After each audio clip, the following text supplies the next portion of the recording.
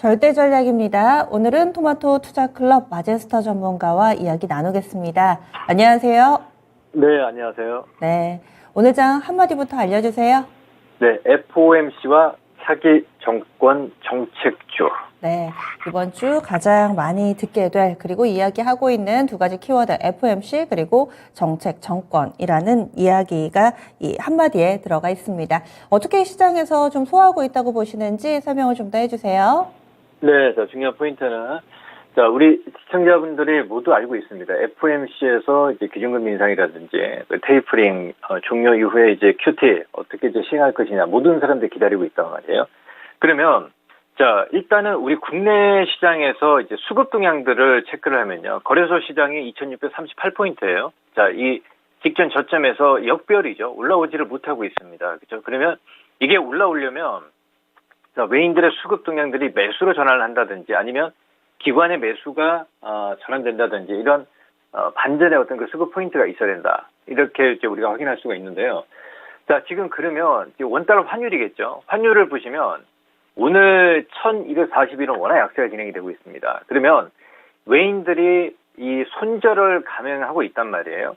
그러면 일단 단기적인 관점에서는 FOMC 이후에 이 대형주들이 어떤 그 방향성을 결정하겠죠. 저는 오히려 이제 바닥에 살 수 있는 중요한 저점 매수 기회다라고 저는 보고 있고요. 유가의 동향들을 보게 되면 이 브렌트유예요. 예, 크루드 오일입니다. 크루드 오일이 이제 100달러 선입니다. 이게 만약에 반등이 나온다 해도요. 저는 일단 120달러 선을 지난 85달러 선에서도 이 목표치를 120달러 선으로 봤기 때문에 약간 오버슈팅이 걸렸었어요. 그리고 지금 현재 구간에 우크라이나와 러시아의 이제 4차 회담이 있을 거란 말이에요. 이게 이제 재개가 되게 되면 일단 유가는 반등이 나올 수 있겠지만 우리가 이제 중요한 포인트는 전고점을 넘어서는지 여부를 좀 체크해야 되는데 저는 만약에 반등이 나온다 해도요. 120달러 선에서는 약간 그 정점이 되지 않겠냐 이렇게 좀 판단을 하고 있습니다. 그러면 우리 국내 시장에서 이제 수급 동향들이 이제 외인들의 매도 지금 현재 보이는 차트가 이제 선물 차트예요. 352.75로 직전 저점이 지지가 되는 상황인데 지금 수급적인 측면을 보게 되면 이 주체가 끌어올리는 주체가 없어요. 이게 이제 외인들의 매수로 이제 전환되는 포인트가 이제 바닥을 찍고 터닝할 수 있는 자리인데 우리가 이제 외인들이 매도가 진행이 되고 있기 때문에 지금 현재 국면에서는 일단은 단기간에 이제 박스 하단에서 계속 횡보하는 모습들이 좀 보일 거예요. 만약 저점이 깨지면 강력하게 FOMC 이후에 어떤 정책 방향성이 결정이 되기 때문에 위든 한번 아래로 좀 빠졌다 올라올 수 있다. 저는 일단은 이런 모습이 나온다고 보고 있습니다. 그러면 지금 현재 자리에서 우리가 이제 체크를 해야 될 게 이제 거래소 쪽은 2637포인트 선인데 대형주들은 지금 바로 갈 수가 없죠. 그러면 어떻게 해요? 낙폭과대로 분할로 매수를 하는 관점이고요.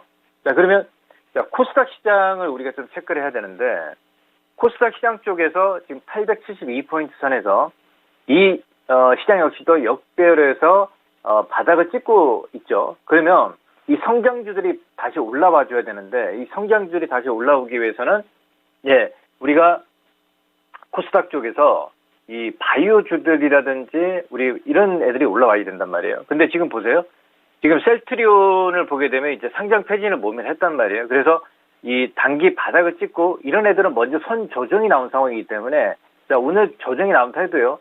좀 시간을 두고 이렇게 계단식 상승이 나타나겠죠. V자 반등은 바로는 올라올 수 없다 저는 이렇게 보고 있습니다.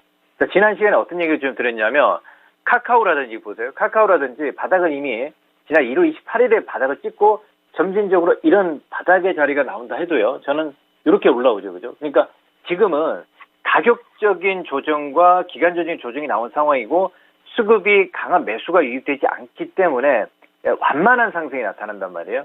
그걸 우리가 대형주 쪽에서 참고를 좀 하면서 시장 대응하는 전략 이렇게 말씀을 좀 드리겠고요. 그러면 우리가 이제 FOMC 이후가 되기 때문에 국내에서 이제 우리가 이제 정책주를 봐야 된단 말이에요.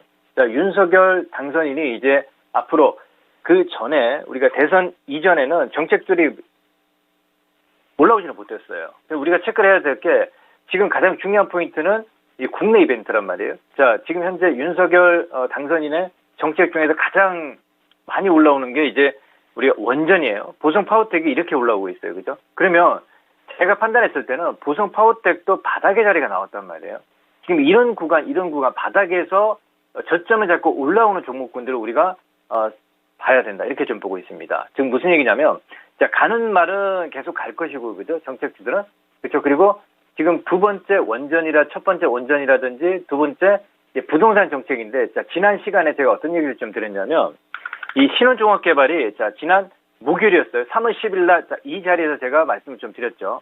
그죠? 예, 그리고 굉장히 큰 상승이 나타났어요. 그죠?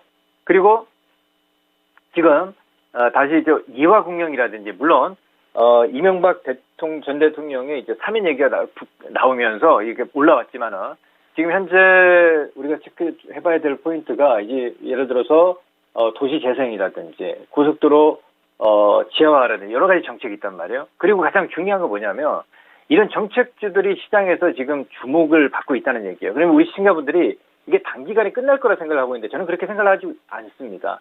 연속적으로 계속 수익률 게임이 진행이 될 거라 보고 있고요. 그리고 지금 우리가 또 중요하게 봐야 될 게 여가부 폐지로 인해서 앞으로 이제 인구 절벽, 그러니까 아동 저출산 등 그 인구 절벽 문제가 다시 부각이 될 거란 말이에요.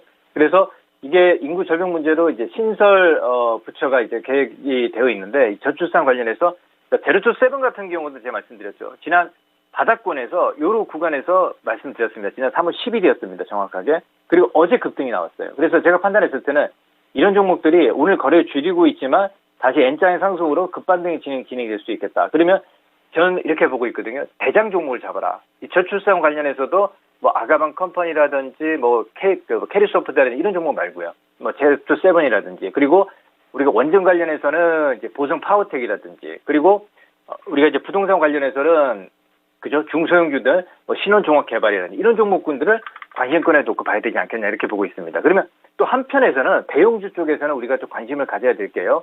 자, 보세요, 시청자 여러분들. 자, LG에너지솔루션 굉장히 많이 빠졌죠. 그죠? 저는 이런 종목군들을 지금 분할로 매수한다면 상당히 좋은 수익률이 나온다. 지금 물론 단기간에 바로 나올 수는 없습니다. 아까 좀 보셨지만 우리가 뭐 카카오라든지 우리가 이제 금리 인상 수주로 카카오라든지 단기 바닥 잡고 올라오고 있죠. 그죠? 바닥권에 벌써 15% 이상 올라오고 있습니다. 계속 말씀을 좀 드리고 있고요. 이런 종목군들. 그러니까 지금 제가 판단했을 때는 LG에너지솔루션 대형주들은 바닥에서 저점을 잡고 있기 때문에 분할 매수 관점. 그리고 현대차라든지 보세요. 현대차도 이 지점에서는 무수할 구간이 아니다. 16만 3,500원 지금 가격이 진행이 되고 있지만 저점이 깨진다 해도요. 분할 매수 관점을 잡으면 충분히 수익률 제고 측면에서 상당한 큰 수익이 나올 수 있겠다. 이렇게 좀 보고 있습니다. 물론 시장이 바닥을 잡고 돌아서는 관점이 나와줘야 되겠죠. 근데 저는 오히려 대형주들 이 시점에서는 분할 매수 관점으로 잡으면 충분히 가능하다. 뭐 지난주부터 계속 말씀을 좀 드렸던 부분들이고요. 그리고 자 보시면 셀트리온 그룹주들도 역시 바닥을 찍고 이제 우리가 이제 상장 폐지는 이제 모면을 했고요. 앞으로 제가 판단했을 때는 뭐 합병이라든지 정확하게 굉장히 좀 큰 어떤 이벤트들이 이제 앞으로 나올 수 있겠다 이렇게 좀 보고 있기 때문에 자 정리를 하자면 자 대형주들은 어떤 모습이냐면 분할 매수 관점 저점에서 그리고 우리가 이제 정책 수혜주들은 지금 윤석열 당선인의 정책주들은 지금 바닥권에도 수익률 게임을 하고 있기 때문에 바닥에서 이제 거래가 실리는 종목군들 이제 여러분들 우리 시청자 여러분들께서 관심 가지고 그죠? 원전 관련해서 보성 파워텍 같은 경우는 이미 이제 떴기 때문에 제가 판단했을 때는 약간 좀 이제 단기 성향이라든지 단기간 어떤 그 트레이딩, 뭐 중고수들의 어떤 영역이기 때문에 저는 이런 종목군들을 관심권에 가지고 하는데 보세요.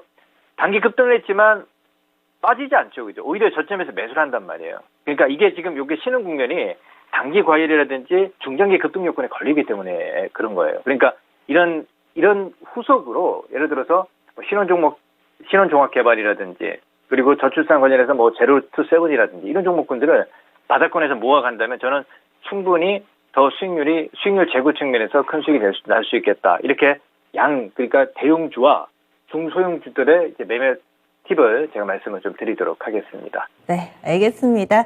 오늘 말씀 고맙습니다. 네, 감사합니다.